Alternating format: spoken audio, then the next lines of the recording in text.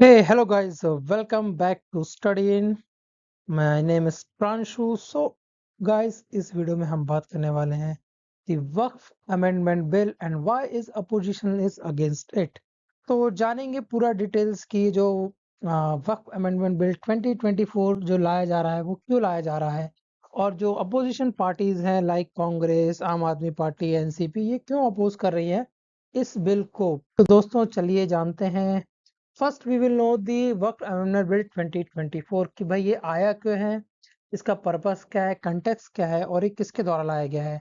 तो ये जो बिल है ये लाया गया था for the improvement in administration and management of वक्फ प्रॉपर्टीज। वक्फ की जितनी भी प्रॉपर्टी है, जितनी भी जमीन है, उसको एडमिनिस्ट्रेशन अच्छे से एडमिनिस्ट्रेशन और अच्छे से मैनेज करने के लिए और इम्प्रूव करने के लिए ये वक्फ अमेंडमेंट बिल 2024 लाया गया है और ये इंट्रोड्यूस किया गया है by the ministry of minority affairs. Ministry of minority affairs के द्वारा ये बिल इंट्रोड्यूस किया गया है और इस बिल का जो मेन कंटेक्स्ट, जो मेन एम था is to amend and regularise the Waqf act 1995।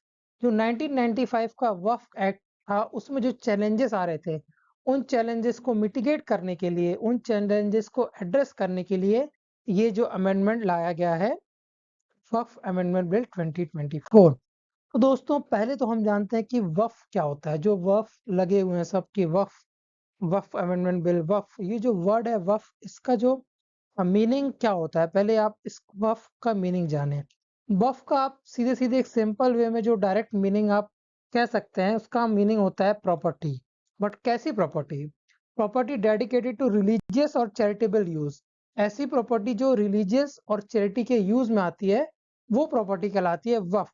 वक्फ को हम बोल सकते हैं प्रॉपर्टी, वक्फ का मीनिंग हम प्रॉपर्टी बोल सकते हैं, ठीक है। और ये प्रॉपर्टी रेगुलराइज या मैनेज की जाती है वक्फ बोर्ड के द्वारा। तो as per the Islamic law, as per the Islamic law जो भी प्रॉपर्टी रिलीजियस और चैरिटेबल यूज के अंडर आ रही है वो कहलाएगी वक्फ। और ये जो वक्फ और ये जो प्रॉपर्टी है जो मैनेज की जाएगी वो वक्फ बोर्ड के द्वारा मैनेज की जाएगी। और इसकी जो पूरी जो ओनरशिप होती है it is the irrevocable once designated as वक्फ। अगर कोई भी प्रॉपर्टी वक्फ के अंडर आ गई तो ये वक्फ बोर्ड की ही हो जाएगी, ना ही इस प्रॉपर्टी को इस अभी रिसेंट के कंटेक्स्ट में ना गवर्नमेंट की होगी, ना किसी कोई प्राइवेट पर्सन या कोई प्राइवेट ऑर्गेनाइजेशन है उसकी होगी। अगर एक बार ये प्रॉपर्टी वक्फ के अंदर आ गई, वक्फ बोर्ड के अंदर आ गई, so it will be irrevocable. Okay, so एक आंकड़ा देखा जाए तो वक्फ की all over India 8.7 lakh property है, ठीक है, which covers under 9.4 lakh acres. Total आप देखेंगे तो 8.7 लाख प्रॉपर्टी है जिसकी हम एक वो देखा जाए, एरिया देखा जाए तो 9.4 लाख एकर्स, जो कि बहुत ज्यादा है। It is the third largest land owning entity. ये जो प्रॉपर्टी कंट्रोल की जाती है वक्फ बोर्ड के द्वारा, ठीक है। तो जो वक्फ बोर्ड की जो प्रॉपर्टी है आफ्टर द इंडियन एयरफोर्स और इंडियन रेलवे के बाद जो तीसरे नंबर पे आता है वो है वक्फ बोर्ड। सो इतनी ज्यादा प्रॉपर्टी है all over the India Waqf board की। और दोस्तों ये जो बिल लाया जा रहा है इस बिल के जो कुछ की फीचर्स है उसके बारे में आपसे बात करूंगा। पहला तो जो की फीचर्स है वो है रीनेमिंग। पहला तो भाई जो है नाम बदला जाएगा, renaming. It will be known as the unified Waqf management empowerment efficiency and development act 1995।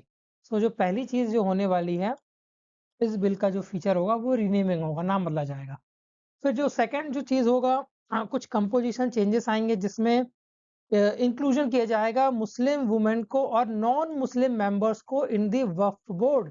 ये एक बहुत बड़ी चीज है, इस चीज का बहुत विरोध किया जा रहा है जो वक्फ बोर्ड है कि भाई जो महिलाएं हैं, महिलाएं भी कौन, मुस्लिम महिलाएं, उनको वक्फ बोर्ड में जगह दी जाएगी और जो नॉन मुस्लिम मेंबर्स हैं उनको भी वक्फ बोर्ड में जगह दी जाएगी आफ्टर दी अमेंडमेंट। ठीक है दोस्तों, तो ये इस चीज का बहुत ज्यादा विरोध हो रहा है वक्फ बोर्ड के द्वारा। और कुछ एक चीज और बहुत ही बड़ी चीज इस अमेंडमेंट के पास होने के बाद देखी जाएगी कि जो any government property identified as वक्फ विल सीज टू बी वक्फ।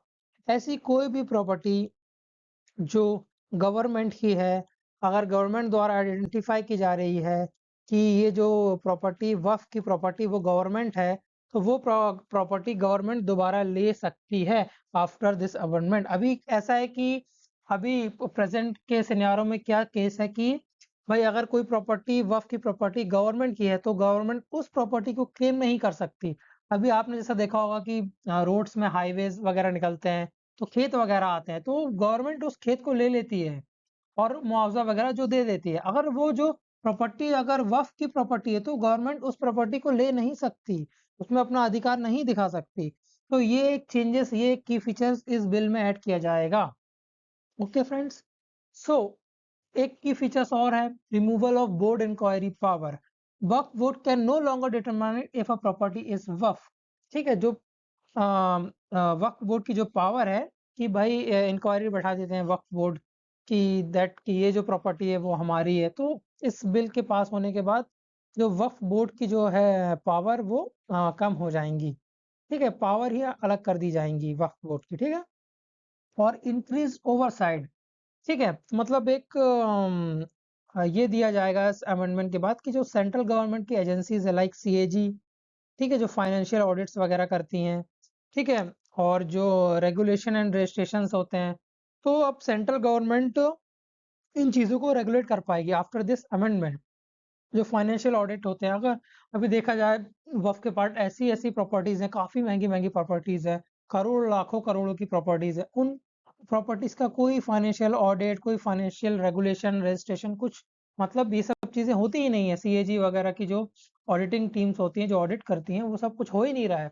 तो after this amendment this features will be added to the bill. Okay friends, so next है, देखा जा रहा है कि काफ़ी इस चीज़ का ना अपोजिशंस द्वारा बहुत ही कड़े तरीके से वो किया जा रहा है कि भाई आप ये बिल क्यों ला रहे हो, अपोज किया जा रहा है अपोजिशंस द्वारा।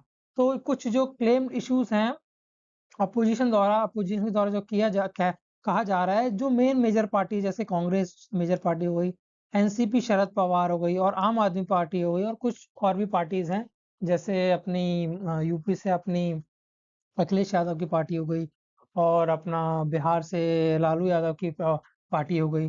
तो इन पार्टी जो मेजर अपोजिशन पार्टी, इनके द्वारा अपोज किया जा रहा है कि जो भाई इस बिल के पास होने के बाद जो वक्फ बोर्ड की एटोनॉमी है वो खत्म हो जाएंगी। ठीक है, और जो है transfer decision making power to district collector, जो भी पावर्स हैं वो सीधा सीधा जो कलेक्टर होगा, डिस्ट्रिक्ट कलेक्टर होगा, डीएम होगा, उसके हाथों चली जाएंगी। ये अपोजिशन अपोज कर रहा है। Pass without consideration opposition suggestion, opposition ये भी कह रहा है कि भाई हमसे कोई कंसिडरेशन लिया ही नहीं गया, ना ही हमसे कोई सजेशंस लिए गए, बिना हमसे पूछे जो सेंट्रल गवर्नमेंट है इस बिल को पास कर रही है। तो ये भी एक अपोजिशन का पॉइंट है। viewed as divisive and unconstitutional। Position का ये भी कहना है कि ये जो बिल लाया जा रहा है वो सही नहीं है और अनकॉन्स्टिट्यूशनल है। तो ये जो मेजर इश्यूज है अपोजिशंस के द्वारा उठाए जा रहे हैं, that's why they are opposing this bill. और दोस्तों कुछ जो सिग्निफिकेंस और जो कंसर्न्स हैं वो हम देखेंगे इस बिल में। तो जो सिग्निफिकेंस हम देख सकते हैं, मतलब गवर्नमेंट का जो कहना है, जो गवर्नमेंट बिल आ रही है कि अगर ये जो बिल आएगा इसके द्वारा क्या होगा, एक बेटर गवर्नेंस एंड ट्रांसपेरेंसी होगी जो वक्फ बोर्ड है और जो वक्फ की प्रॉपर्टी है इस बिल के पास होने के बाद, कि भाई कितनी प्रॉपर्टी है, कितने की प्रॉपर्टी है, कहाँ प्रॉपर्टी है, इस प्रॉपर्टी को कैसे क्लेम किया गया, कहीं जबरदस्ती कब्जा तो नहीं किया गया वक्फ बोर्ड के द्वारा, या कहीं जबरदस्ती किसी प्रॉपर्टी तो नहीं ली गई।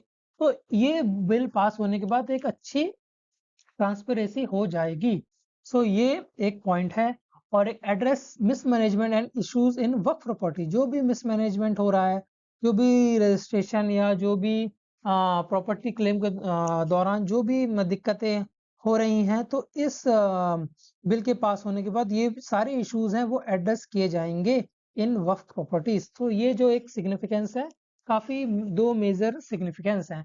और कुछ जो कंसर्न्स हैं इस बिल के आने के बाद जो देखे जा रहे हैं, जो उठ रहे हैं, जो समाज में देखे जा रहा है, वो है कि भाई एक पोटेंशियल गवर्नमेंट ओवररीच। ये कहा जा रहा है कि भाई गवर्नमेंट की बहुत ही ज़्यादा सेंध हो जाएगी, मतलब पूरा ये जो वक्फ है, वक्फ की प्रॉपर्टी है, पूरा कंट्रोल ही गवर्नमेंट का हो जाएगा।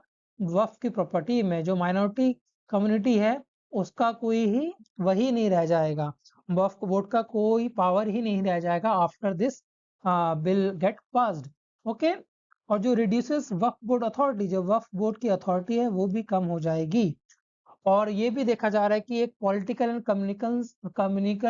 कम्युनल टेंशन भी बढ़ रहा है after the this bill get in the parliament. जैसे ये बिल लाया गया, बोला है कि ये बिल पास होगा तो एक कम्युनल टेंशन और एक पॉलिटिकल टेंशन देखा जा रहा है सोसाइटी में। तो दोस्तों, ये जो कंसर्न्स थे, कुछ सिग्निफिकेंस थे, मैंने आपके सामने रखे हैं। आपको देखना है, आपको समझना है कि ये बिल कैसा है, सही है कि नहीं है।